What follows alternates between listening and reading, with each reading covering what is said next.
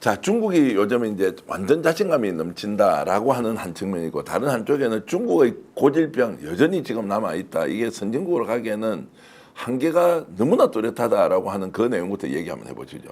예, 일단 중국이 자신감이 넘친다라는 것은 그 시진핑 주석 몇 번에 걸쳐서 우리 이야기했습니다만, 외부에서는 독재 강화 종신 어쩌고 하는데 중국 내부에서 부르는 현저히 다르다는 것이죠. 2013년에 집권해서 지금까지 어쨌든 시진핑 주석이 집권한 10몇 년 동안 중국은 계속해서 건실히 발전했고, 또 항상 중국은 2% 부족하다, 짝퉁이 많다 했지만 지금은 첨단 산업 분야에서 로봇이라든가 어쨌든 불기된 분야가 적지 않지 않습니까? 그리고 또 그 미국이라는 세계 최강 강대국으로부터 공격을 많이 받았는데 지금은 시진핑 주석을 오히려 트럼프 대통령이 많이 의식할 정도로 역전이 많이 된 상태지 않습니까? 중국 사람들은 야, 이 사람 잘한다.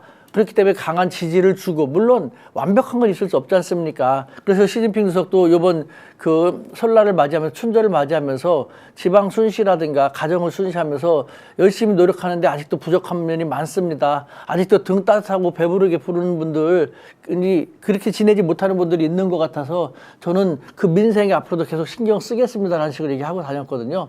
그만큼 중국 국내에서는 시진핑 주석에 대해서 잘한다.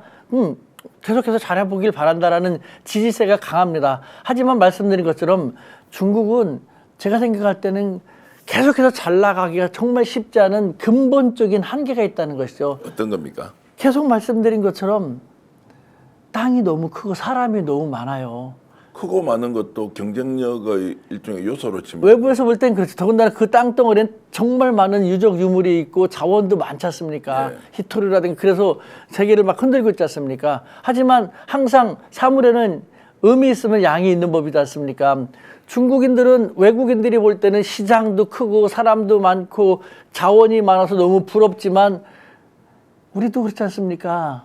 3명만 있으면은 서로가 목소리가 다르고 주장이 다르기 때문에 싸울 수밖에 없다라는 것, 단결되기 쉽지 않다라는 것. 중국 56개 민족을 이루어졌습니다. 웬만한 민족은 다 자기들만의 전통 언어가 있거든요. 완전히 외국어와 같은. 그다음에 관습도 많이 다르고 문화도 많이 다르고 생활 양태도 많이 다르고, 이 서로 이질적으로 다른 것을 하나의 중국이라는 국가로 만들어 나가기에는요, 어떤 경제 정책을 전개해서 어떤 예산을 막대하게 이쪽에 투입한다면 이쪽에서 불만이 생길 수 있고, 또 도시지역, 그로 인해서 혜택을 본 사람들은 세금을 그만큼 더 많이 내라고 하면은 우리가 열심히 벌어서 번 돈을 갖다가 세금을 많이 내고 저 게으름뱅이 같은 제대로 일도 안 하는 내륙 사람들한테 도움을 주기 위해서 그렇게 우리는 하고 싶지 않아라는 번 사람도 불만이 있고, 또 덜 번 지역에서도 우리도 열심히 하려고 했는데 너희들은 연안 지역에 있어서 그 발전할 수 있는 여지가 더 환경이 좋은 곳에 있었기 때문에 발전할 수 있었고 일할 수 있었지만 우리는 거기서부터 원천적으로 제외되어 있지 않았냐. 그리고 너희들이 세금을 10개 벌어서 하나를 낸다면 너희들이 9개를 갖고 우리는 그냥 하나를 받는 것인데 그거 갖다 생색내면 우리는 너희랑 같이 가고 싶지 않아, 우리도. 라는 식으로 항상 너무 크고 너무 다양한 사람들이 많기 때문에 원심력이 더 강하게 작용될 수 있거든요. 네. 그러면 그만큼 더 강한 힘으로 중앙 집권을 하면서 달래기도 하고 설득시키기도 하고 이해시키기도 해야 되는데 그것이 점점 더 쉽지 않게 되는 경우가 있거든요. 오히려 지금 국력이 신장되고 경제 성장을 할수록 그 문제는 통제 범위 바깥으로 계속 원심력이 작동하고 있다, 이렇게 이제 보시는 거고요. 그러면 그럴수록 우리도 그렇지 않습니까? 이전에는 자유, 민주 그런 것보다는 먹고 사는 게 중요해. 먼저 내가 먹고 살고 등이 따뜻해야지 그 다음부터 문화도 생각하고 또 다른 것도 생각하지 않습니까? 중국도 사람 사는 거 똑같거든요. 네. 우리가 너무 사회주의 이쪽으로만 생각해서 그러는데 사람 사는 건 똑같습니다. 따뜻하지 않을 땐 등이 따뜻했으면 좋겠고 배부르지 않을 땐 배가 부르면 좋다고 생각하지만, 그러다 보면은 문화라는 것도 생각하고 좀 더 좋은 걸 생각하고 또 옆에서 다른 나라에서 하는 더 좋은 것이 눈에 보이기 나름이지 않습니까? 중국도 점점 그런 것이 나타나거든요. 그러니까 중국 당국에서는 서구에서는 막 뭐라고 비난하지만 중국 특색의 사회주의야 라는 식으로 해갖고 거부할 건 거부하고, 우리 한한령 10대들의 케이팝 콘서트 중국 청소년들이 너무 서구화될 우려를 생각을 하면서 전 세계에서는 케이팝 콘서트가 상당히 유행하지만 인기가 있지만 중국 같은 경우는 그걸 갖다 어느 정도 좀 걱정하면서 차단도 하고 있는 측면도 있지 않습니까? 그러니까 발전하면 발전할수록 계속해서 문제가 생기고 발전 안 해도 문제가 생기고 빈부격차가 생겨도 또 서로 문제가 생기고 뭘 하면 할수록 계속 문제가 생기는 것 그것이 중국이거든요. 자, 그러면은 이제 시진핑 국가주석은 이런 이제 중국의 고질병을 어떻게 해결하려고 국민들한테 이렇게 인민들한테 설득을 하고 있습니까? 가장 중요한 것은 우리도 마찬가지고 다른 나라도 마찬가지일 겁니다. 가장 중요한 것은 정치적인 자유보다는 먹고 사는 문제, 민생 문제지 않습니까? 네. 내가 얼마나 잘 먹고 잘 사는가, 매년 얼마나 발전할 수 있는가, 그것이 가장 중요하고 그래서 시진핑 주석의 중국으로서도 중요한 것은 민생 문제다. 먹고 사는 문제는 해결해야 되고 매년 생활이 조금씩 나아지게끔 느끼도록 해야 한다라는 것. 민생 문제를 가장 중요시하는 것이죠. 그 속에서 여러 가지 문제가 생기면요. 특히 또 중국인들은 이전서부터 중국인들의 정치관하고 우리 정치관은 많이 달랐습니다. 공자 시대 때도 그렇고요. 춘추 전국 시대 때도 그 공자도 그런 말 했지 않습니까? 가장 잘된 정치는 누가 정치를 하는지 알 수 없는 것, 알고 싶지도 않게 하는 것이다라는 것. 예를 들면 어느 나라에 갔을 때 그 나라 백성들이 잘 먹고 잘 산다면요. 이 나라의 왕은 누구냐 그러면 왕 모르겠습니다. 이 나라의 뭐 영상은 누구냐 모르겠습니다. 모르더라도 잘 먹고 잘 살게 해주니까 굳이 그게 뭐가 누가 통치하든지 무슨 상관이냐라는 것이죠. 근데 제대로 통치를 못하고 먹고 사는데 문제가 생기면 이 나라의 왕은 어떤 놈이 왕인데 제대로 못해갖고 우리가 먹고 살기 쉽지 않다오? 이렇게 되는 거지 않습니까? 그러니까 정치는 누가 통치하는지 모르게끔 하는 것이 가장 이상적인 정치라는 것. 그래서 사람들은 점점 정치에 관심을 갖지 않게 된다는 것. 그것은 자기들이 먹고 사는 민생 문제에 큰 문제가 없다는 것인데 우리는 정치 문제에 정말 관심이 많지 않습니까?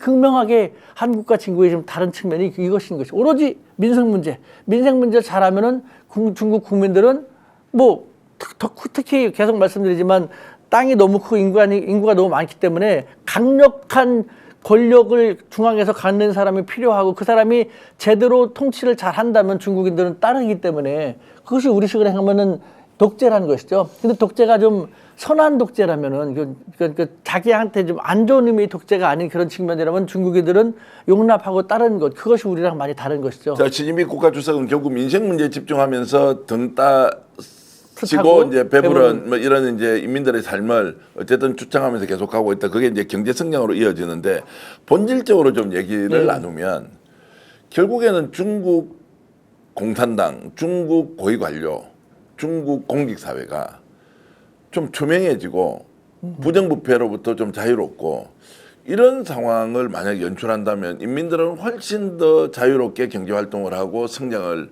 그래서 우리가 지금 이재명 정부 들어서서 공정한 그리고 정의로운 뭐 이런 걸 내세우면서 가고 있지 않습니까? 이런 쪽으로 아예 공직 사회를 완전히 좀 청렴하고 투명하게 만들자 이렇게 하는 것이 오히려 인민들한테 국가를 성장시키는 데 굉장히 중요한 요소가 될 것 같다는 생각이 드는데 그런 쪽은 강력하게 하고는 있습니까? 맞습니다. 그것이 지금 시진핑 주석이 많은 인민들한테 중국식 표현이죠. 인민들한테 지지를 받는 것 중에 하나가 부정부패에 대해서 단호하다는 거거든요. 네. 집권 이후 계속해서 팔이건 호랑이건 부정부패에 연루되면 즉 호랑이 강한 권력을 가진 자건 아니면 팔이 약한 완장을 찬 사람이건 부정부패에 연루된 사람은 단호히 처벌하겠다라는 식으로 했고 지금도 자기 측근들 많이 처벌하고 장유사라는 군서열 이의라는 사람들도 어쨌든 여러 가지 의미도 있지만 표면적으로는 부정부패에 연루됐기 때문에 처벌한 것이거든요. 그러니까 부정부패를 아주 강하게 일소시키는 작업을 계속 하고 있습니다. 그러다 보니까 중국 경제가 약간 좀 안 좋게 된 영향도 있어요. 어느 정도냐면은 공무원들이 여태까지 부정부패로 뭐 뇌물 접대를 받고 골프 접대를 받고 음식 접대를 받고 받는 게 많고 그래서 고급 음식점이라든가 골프장 같은 것도 잘 돌아가고 그래서 거기서 고용된 사람들도 월급 문제없이 받았는데 그 부정부패를 강하게 조이니까 그런 데가 많이 망하지 않습니까? 그래서 경제가 침체되는 그런 하나의 원인이 된 것도 정말 부정할 수 없는 팩트거든요. 그러니까 부정부패를 가지고 계속 하고 있습니다만 여기서 다시 말씀드려야 될 것이 우리도 부정부패가 없다고 할 수 없지 않습니까? 자, 중국 쪽으로 좀 집중해서 그러면 부정부패에 대해서 강력한 처벌을 이뤄 가지고 한다. 그러면 제가 시청자 여러분들 좀 이해하기 쉽도록 질문을 일단 비교해서 해보겠습니다. 이재명 대통령 부정부패 있습니까 없습니까? 이재명 대통령은 부정부패 있습니까 없습니까? 대통령 본인요? 예. 제가 생각에는 없을 것 같은데요. 생각이 아니라 아예 부존재예요. 그런 스타일도 아니기 때문에 제로입니다. 대한민국 대통령, 현직 대통령 부정부패 제로입니다. 윤석열하고 비교할 수 없어요. 그렇게 살아왔어요. 그러면 시진핑 국가주석은 실제로 부정부패에서 자유롭습니까? 그건 제가 모르죠. 다만 그러니까 제가 이게 이제 문화를 좀 여쭤. 우리나라는 우리가 이제 보고 있기 때문에 대통령 부정부패 아예 없다라는 건 제가 이제 충분히 인지하고 확인하고 있습니다. 그럼 시진핑 국가주석은 또는 최측근은 부정부패에 자유로우냐라는 게 이제 실제로 그 주변 인물들의 부정부패를 처벌하는 문제가 아니라 본원적으로 중국의 국가주석이 부정부패에 완벽하게 자유로우냐 아니냐는 것은 저 국가의 정말로 깃털을 닦는데 가장 중요한 요소가 저는 지도자의 부정부패에 대한 것이거든요. 무슨 말인지 알겠는데 제가 이렇게 말씀드릴 수 있을 것 같아요. 그러니까 10년 전에 중국, 20년 전에 중국, 30년 전에, 40년 전에 중국 다를 거거든요. 우리도 마찬가지지만 박정희 시대 때나 전두환 시대 때는 부정부패에 대해서 지금같이 아주 엄격한 잣대가 아니었지 않습니까?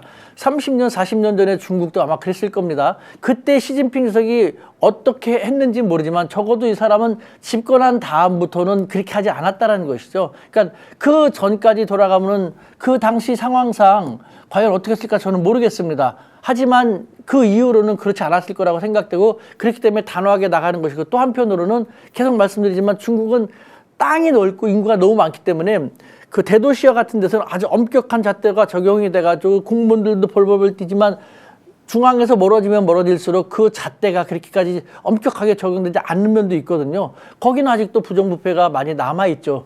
지금 시진핑 주석의 측근들 같은 경우도 20년 전, 30년, 40년 전에는 뭐 그런 데 연루된 사람들이 있었겠죠. 그렇기 때문에 어떤 경우에는 중국에서는 그런 말도 있습니다. 잡으려면 누구나 다 잡을 수 있다. 다만 너무 지나치거나 두드러지거나 아니면 핵심에 너무 좀 반감을 하게끔 행동한다면은 그 사람들만 잡을 것이다. 그래서 중국 이제 웬만큼 나이가 있는 그런 공직자들 같은 경우는 부정부패 칼날을 흔드는 데 있어서 되게 조심할 수밖에 없는 것이죠.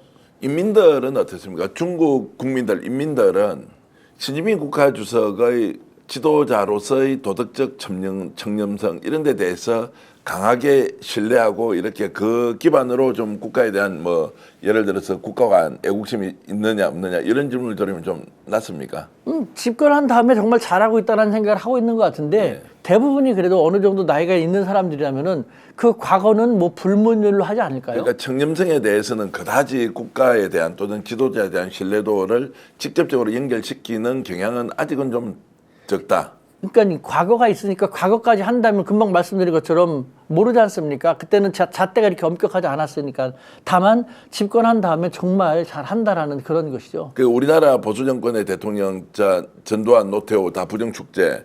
그다음에 박근혜 시절에도 정말로 대기업으로부터 부정으로 뭐 지금 이렇게 해서 국정농단, 최순실 국정농단, 윤석열, 김건희 다 국정농단이 그냥 슈킹하고 어떤 사람 특혜주고 국가 자산을 엄청나게 팔아먹었던데 그것도 사실 취재할 게 한두 가지가 아닌데 국가 자산 아는 사람한테 헐값으로 넘겨줬다는 의혹이 계속 나오고 있는데 이게 이제 부정부패에 대해서 우리는 국민들이 좀 용납을 못하지 않습니까? 근데 이재명 국민주권 정부는 뭐 그런 데서는 완벽하게 깨끗하게 일단 출발을 하고 있는 것인데 혹시 중국은 그런 부분에 대해서 이제 인민들이 시진핑 국가주석에 대해서 어느 정도 이제 신뢰 또 이런 것들을 가지느냐에 대한 거를 이제 질문을 좀 드린 것이고요. 생각이 우리랑 그런 점에서 약간 차이가 있는 것 같습니다. 그러니까 예를 들면 우리는 단호하게 그렇게 생각할 수도 있는데 많은 중국인들 같은 경우는요.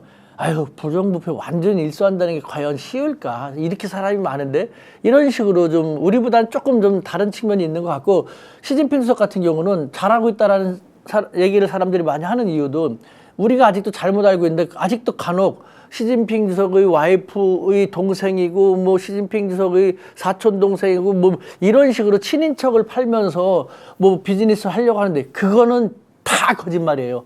그럴수록 역차별을 받거든요. 네. 그러니까 우리도 그렇지 않습니까? 내 부모님들이 뭐 영향력이 있는 그런 부모님들하면은 내가 능력이 있어서 자식이기 때문에 뭐 아빠 찬스다라는 그런 것 때문에 쉽지 않지 않습니까? 중국도 아주 엄격하게 최고 지도자, 중앙정치국 상무위원 7명의 친인척이라든가 뭐 아는 사람들이 뭐 비즈니스 직접 한다는 것은 시진핑 정권에서는 있을 수 없는 것이거든요. 시진핑 정권에 그게 없다면 이것도 좀 한국민들한테 좀 알려야 한다. 제가 이제 사회주의 국가에 좀 갖고 있는 편견 중에 하나는 뭐 공산당에 소속돼 있는 뭐 고위 관료들이 다 이렇게 이제 부자로 살고 그 부정부패 축제의 최전선에 있는 사람들이다 뭐 이런 이야기를 제가 이제 그냥 편견이라고 뭐 생각을 하지만 뭐 갖고 있거든요. 그래서 이제 시청자 여러분께 이런 말씀을 좀 드려보겠습니다. 대한민국이 이렇게 민주화 그리고 산업화를 통해서 경제 성장이 이루어졌을 때 과연 공직자들이 진짜 부자가 많이 되었느냐?